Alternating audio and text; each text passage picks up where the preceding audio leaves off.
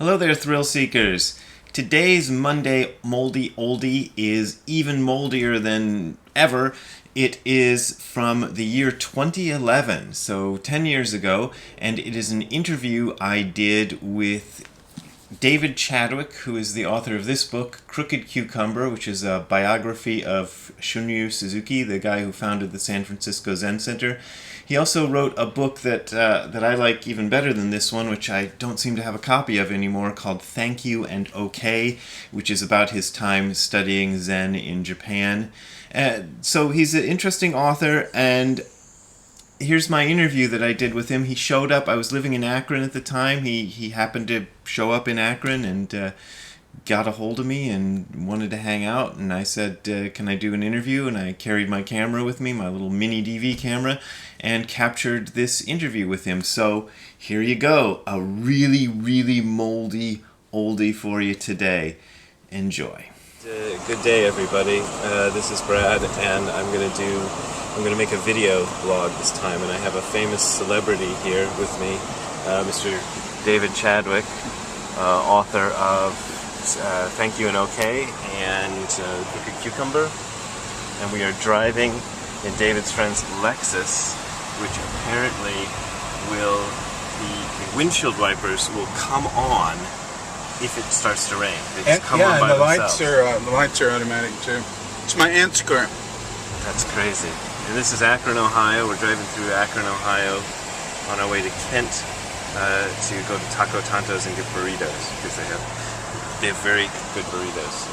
I mean, I know you're from California and you've seen it all with burritos, but Taco Tanto's is actually pretty good for burritos. I'm looking forward to having Ohio burritos. Yeah. You want to see? I came here for a wedding, but when I searched Akron and found out you were here, that's when I decided to come. Yeah, I'll talk about anything. I have no standards whatsoever. Thank You and Okay was one of my favorite books about Buddhism. And what can I ask you about that book? Well, I'll say one thing right now. You got the title right. Yeah? Most people cannot say that title. And really? When I named it because of this advertisement, right? Right. But then I did a little research and I found out those are the two most popular phrases in the world. Thank you and okay. And I thought, oh wow, this is bound to really lock in. People cannot remember it, can't say it because we don't say them.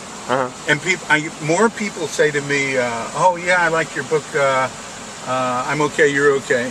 Or what is it? And when somebody says it correctly like you did, I go, wow. Your book, Thank You and Okay, is something, I forget the subtitle, maybe you remember it. An American Zen Failure in Japan. American Zen Failure in Japan. Right, so how do you define a Zen failure? Or what, I mean, I'm sure people ask you that question. Right? There it is. Yeah. I can tell you where the subtitle came from. I came up with the Thank You and Okay because of that advertising matchbox. Yeah, right. This big pyramidal type or A-frame type match. It's and on I was the cover telling of the... my agent that, and he's the one that I just been sending letters to him, and he said, "Hey, we got a book here, And then I said, "All right, let's call it Thank You and Okay." And then he said, "Well, we need a subtitle with the word Zen in it." And I said, and I just blurted out, "An American Zen Failure in Japan," and I fell on the floor laughing. And really, I thought, and I liked it. Well, that's cool. Wasn't there that the quote in the book that was it Richard Baker said? Oh, I tell you about that. Yeah. I don't know if it was in the book, but it was on the back. Okay. And it's in the bio. It's in the author bio. It's a quote from Richard Baker, Baker Roshi. You're going to get off at exit 7 Graham Road, Silver Lake. Okay. It's years of expensive Zen training gone to waste. That's it. That's the one I was thinking of. I love that quote. And he said that to me when I was his Jisha, 1973 at Green Gulch Farm. I was his, what he called me MJ, main Jisha at all three places. And I'd go around with him. And I don't know, he was looking at me one morning and he just shook his head and went, years of expensive Zen training gone to waste. All right, so that's in my bio. Yeah. When Shambhala... Just go on here and go right. When Shambhala, this was a Penguin book for 10 years. and Shambhala very kindly and put it back in print. And they were more interested really in Zen is Right Here, putting that back in print, which had been called To Shine One Corner of the World, with vignettes about Suzuki Roshi. But Sam Burkholz is an old friend, and he put Thank You and Okay back in print, just because he said it should be in print. And I got $1 advance on all right.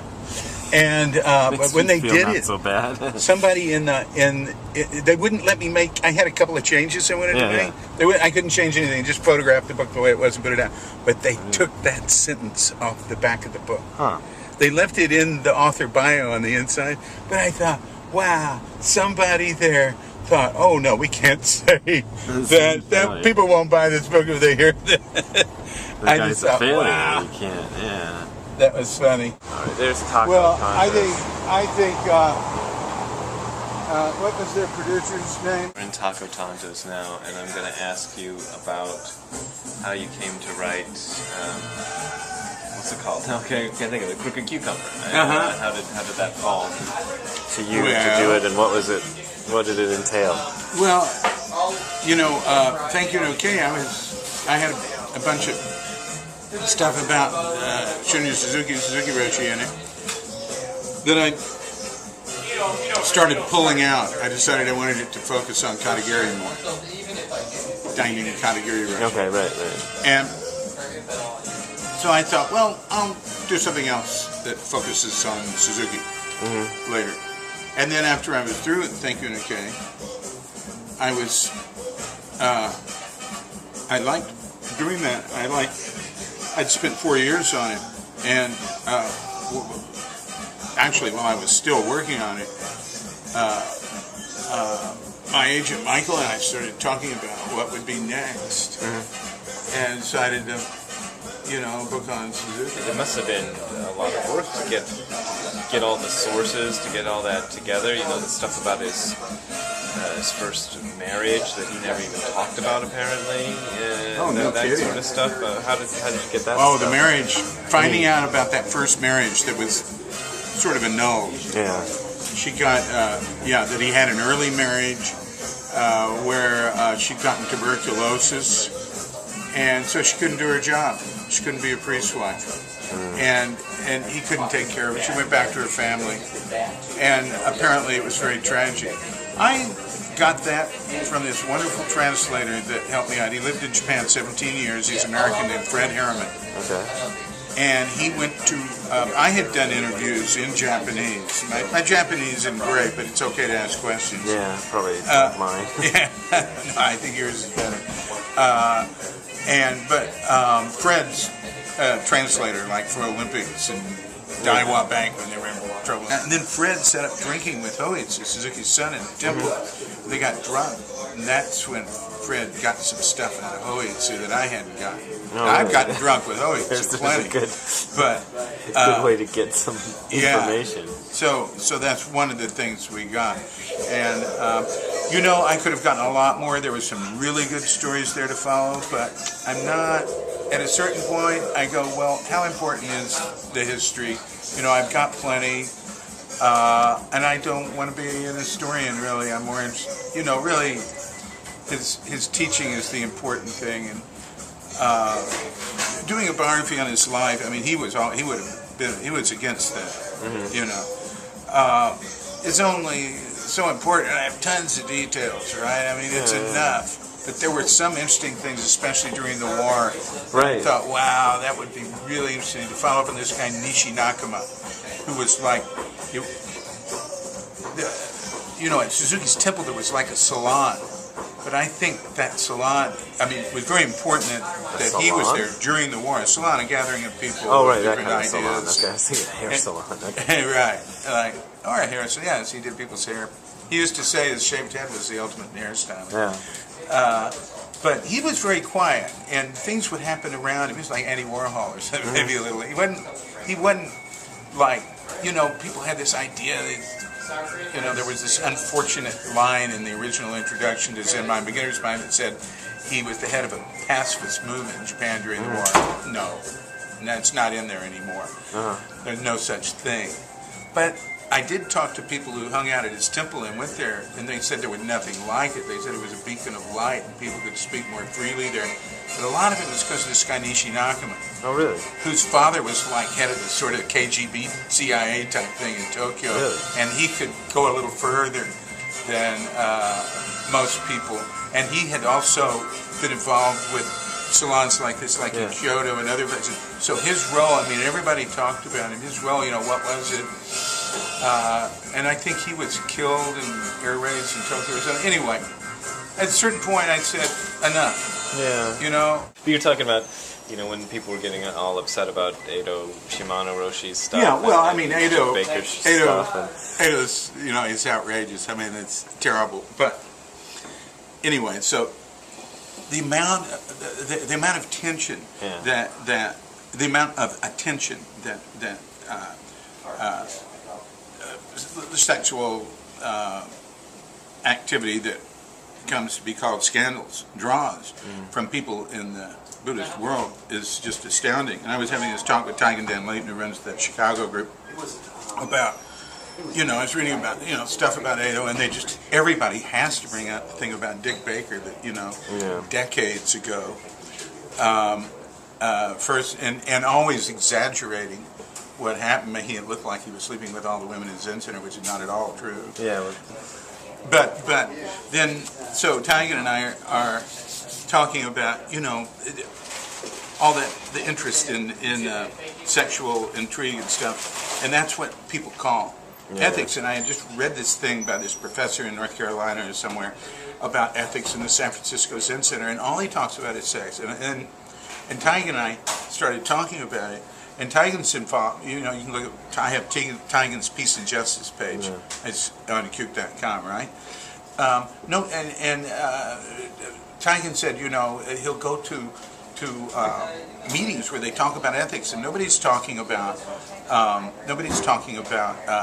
the threat of nuclear war. Nobody's talking about destruction of the environment. Nobody's talking about the shrinking of the middle class and all the poor people and homelessness and how the Iraq War has killed all the, we don't know how many people, 100,000, 4 million homeless, and, stuff like that. But they want to know who's yeah, they want to know. They want to know about these little sexual intrigue things. So what I did, I put this on Cube, like maybe in June or July. I just mentioned, just real quickly, Taigen and I was talking about this stuff, and I said, look at this video, and this is, to me, people are just, people have very strong sexual drive, and we don't realize how strong it is, right? And how prevalent. I mean, we talk about it as if it's possible for people to lead these pure lives without having sex, and that's what's pure. So I put up this video. It came from MTV or something, or the Comedy Channel, with this guy. He was talking about New York legalizing gay marriage, and now we're going to hear about what's natural. He said, you want to see what's natural? Let's look at the bonobo chimpanzees. And it was just like footage of and sucking every orifice they could constantly. Yeah. All right, we're at Kent State University. This is, what did we determine this was called? The solar something sculpture? I'm not convinced it's called that. Because David I don't Chadwick see how a not bullet could have convinced gone that through the this. bullet could have gone through this. But I don't know much about bullets. Very thick steel thing. Wow. Armor piercing. Let's see if I can film you through the bullet hole. Apparently the bullet hole, it was May 4th, 1970, when 4 students were killed here in Kent State. This bullet hole was left. The National Guard opened fire on students down there. And is there anything you'd like to say in closing to the folks back home? Yeah, good luck. That'll work.